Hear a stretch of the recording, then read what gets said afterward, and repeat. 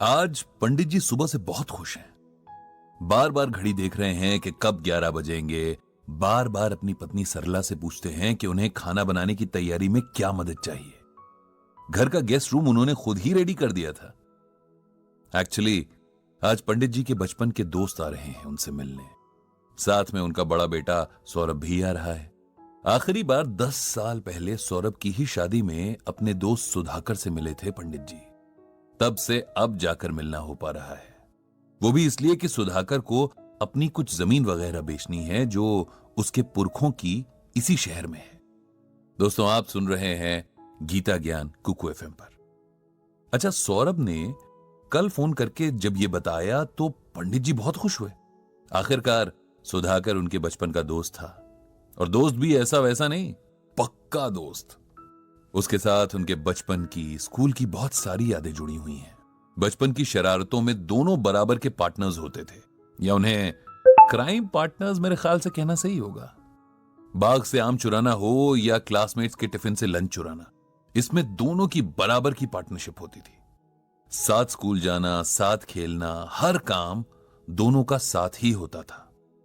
Teenage तक ये सिलसिला चलता रहा और फिर सुधाकर के फादर का ट्रांसफर दूसरे शहर में हो गया। जब वो लोग शिफ्ट हुए तब दोनों दोस्त बहुत उदास हुए, लेकिन जाना तो था ही। लेकिन फिर लेटर्स और बाद में फोन के जरिए एक दूसरे से दोनों जुड़े रहे। साल में 1-2 बार मुलाकात भी हो जाती थी, लेकिन पिछले 10 साल से मिलने का यह सिलसिला थम सा गया था, क्योंकि अब दोनों की उम्र भी हो गई थी और ऐसा कोई बहाना भी नहीं मिला कि मुलाकात हो। पंडित जी ये सब सोच ही रहे थे कि सुधाकर और सौरभ आ गए। दोनों दोस्त ऐसे गले मिले जैसे जन्मों के बाद मिल रहे हों। सौरभ भी पंडित जी से मिलकर बहुत खुश हुआ। दोनों दोस्तों की जो बातें शुरू हुई तो जैसे खत्म होने का नाम ही नहीं ले रही थी। सरला जी और सौरभ तो बस उनकी बातें सुने जा रहे थे। इस सब में कब दिन ढल गया पता ही नहीं चला। डिनर के बाद जब सब सो गए तब पंडित जी अकेले ही बरामदे में बैठे कुछ सोच रहे थे। उनके ध्यान में रह रहकर सौरभ का मुरझाया हुआ चेहरा आ रहा था। पता नहीं क्यों, लेकिन उन्हें लग रहा था कि सब कुछ ठीक नहीं है, कहीं कोई परेशानी है, वरना सौरभ के चेहरे पर तो हमेशा स्माइल रहती थी। उन्होंने सोचा कि सुबह जरूर सौरभ से बात करेंगे। सुबह जब पंडित जी वॉक पर निकल रहे थे तो सौरभ भी उनके साथ आ गया। कुछ फॉर्मल बातों के बाद आखिर पंडित जी ने सौरभ से पूछ लिया कि क्या वो किसी परेशानी में है। सौरभ पहले तो हिचकिचाया, लेकिन फिर वो पंडित जी के आगे खुल गया। उसने बताया कि उसकी लाइफ में पिछले कुछ सालों से बहुत टेंशन चल रही है, जिसकी वजह उसकी वाइफ और मदर का रिलेशन है। मैं समझा नहीं, पंडित जी ने सौरभ से कहा। सौरभ बोला, मैं आपको डिटेल में बताता हूं। मेरी शादी में तो आप आए ही थे। मेरी पत्नी निधि बहुत अच्छे नेचर की, समझदार और पढ़ी लिखी लड़की है। मेरी मां भी अच्छे नेचर की है, ये तो आप जानते ही हैं। शादी के कुछ वक्त बाद तक सब सही से चलता रहा, लेकिन फिर धीरे धीरे निधि और मां के बीच टेंशन बढ़नी शुरू हो गई। बहुत छोटी छोटी बातों से मिसअंडरस्टैंडिंग पैदा होनी शुरू होने लगी। दोनों को लगता था कि गलती हमेशा सामने वाले की है। पहले तो उन दोनों ने आपस में बात करके इश्यूज को सुलझाया, लेकिन धीरे धीरे उनके बीच बातचीत कम होने लगी और वो दोनों ही एक दूसरे की शिकायतें मुझसे करने लगी। मुझे समझ ही नहीं आता कि मैं क्या करूं, किसकी साइड लूं। मां को सही कहूं तो वाइफ नाराज हो जाएगी, और वाइफ को सही कहता हूं तो मां नाराज हो जाएगी।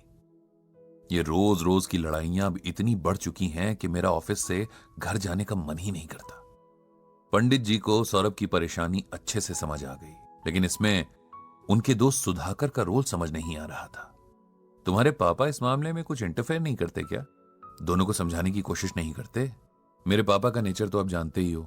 किसी भी तरह के लड़ाई झगड़े से वो दूर रहना पसंद करते हैं। फिर एज के साथ उनका ब्लड प्रेशर भी बढ़ा हुआ रहता है, इसीलिए हम भी नहीं चाहते कि उन्हें अननेसेसरी किसी टेंशन वाली सिचुएशन में घसीटें। एक ही घर में रहते हैं, इसीलिए पता तो उनको सब कुछ ही है, लेकिन वो सास बहू की लड़ाई में नहीं पड़ते। दोनों में से ना तो किसी को अच्छा कहते हैं ना बुरा।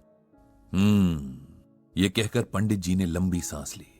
लेकिन ऐसा कब तक चलेगा? किसी न किसी को उन दोनों को साथ बिठाकर बात तो करनी ही पड़ेगी। क्या पता जब वो साथ बैठकर एक दूसरे से बात करेंगी तो उनकी मिसअंडरस्टैंडिंग्स दूर हो जाएं। मैंने कोशिश की थी अंकल, लेकिन कोई फायदा नहीं हुआ। निधि अब उस घर में और रहना नहीं चाहती और मैं इस उम्र में अपने पेरेंट्स को छोड़ना नहीं चाहता, लेकिन वाइफ को भी परेशान नहीं देख सकता। अब आप ही बताइए मुझे कि मैं क्या करूं। तुम्हारी सिचुएशन देखते हुए मैं तुम्हें गीता से एक श्लोक सुनाता हूं। इस श्लोक और उसके अर्थ को सुनने के बाद तुम्हें यह समझ आ जाएगा कि तुम्हारे परिवार में हो रही इस कलह का कारण क्या है। इस श्लोक को ध्यान से सुनो।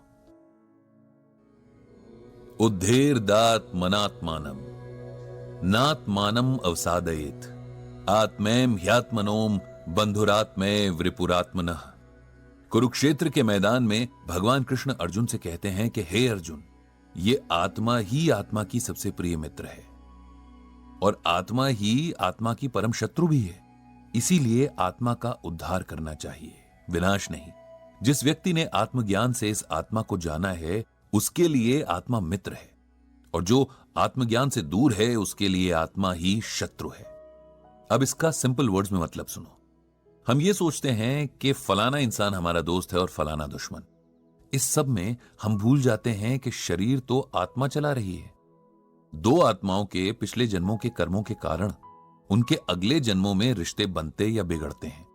तुम्हारी मां और पत्नी के कुछ पिछले जन्मों के रिश्ते होंगे, कुछ आपस के हिसाब किताब होंगे जो इस जन्म में भी उनके साथ आए हैं। इसी वजह से दोनों के बहुत समझदार होने के बावजूद ऐसी सिचुएशंस बनती जाती हैं कि उनके बीच सब खराब हो जाता है। अगर तुम और बाकी परिवार के लोग इस बात को समझ लो तो आधी परेशानी यहीं खत्म हो जाएगी। उसके बाद यह समझना है कि इस जन्म के कर्मों और उसके फल को आत्मा अगले जन्म तक लेकर जाएगी और फिर यह चक्र कभी खत्म नहीं होगा। इसीलिए इसी जन्म में जो भी अच्छे बुरे कर्म हैं उन्हें सेटल कर देना चाहिए। जितना हो सके हमें हर किसी में आत्मा देखनी चाहिए और समझना चाहिए कि हर सॉल्यूशन में हमें आत्मा के रोल को देखना है। किसी काम को करते हुए घमंड नहीं करना कि जी मैं ये कर रहा हूं। साथ ही दूसरों के कामों में भी यही सोचना है कि ये उस शरीर को चलाने वाली आत्मा का काम है। इसी तरह से सोचेंगे तो अगले व्यक्ति के प्रति गुस्सा या नफरत नहीं होगी। तुम्हारी पत्नी और मां के रिलेशन में जो भी हो रहा है वो इसी अज्ञान के कारण हो रहा है। अगर तुम उन्हें गीता ज्ञान को सही तरीके से समझा सको तो शायद उन्हें अब समझ भी आ जाएगा। सौरभ ने पंडित जी की बातें बड़े ध्यान से सुनी और समझने की कोशिश भी की, लेकिन यह सब उसके लिए बिल्कुल नया था, क्योंकि उसने इससे पहले कभी गीता ज्ञान को इतना सीरियसली सुना या पढ़ा नहीं था। पंडित जी ये बातें जानते थे, इसीलिए उसे गीता को पढ़ने के लिए कहा और जहां समझ ना आए तो उनसे पूछने को कहा। सौरभ ने भी हामी भरी और दोनों घर आ गए और पंडित जी ने भगवान श्री कृष्ण से सबके जीवन में शांति की प्रार्थना